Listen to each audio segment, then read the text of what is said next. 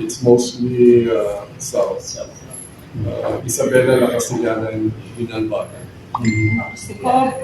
Of the 17, are they, which are the areas with confirmed ASF? I don't have now I only have the 3 new LGUs. For deaths naman po. ASF na na. Yes, Yes. confirmed. So all 17 are ASF din? There's a mix now, but there is ASF in that area.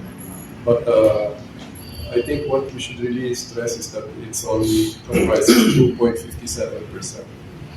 You mean to say nag-send sa mga, for example? Yes, yes. What we report is what we have confirmed. Yung 17 years na ASF ka na, di ba, no? May recorded mortalities na. Yeah, yes. Meaning there's a downtrend in the mortality rate because last time during the past when it was 3 samples. Yes, because of the additional number of pigs. Before it was 61,000.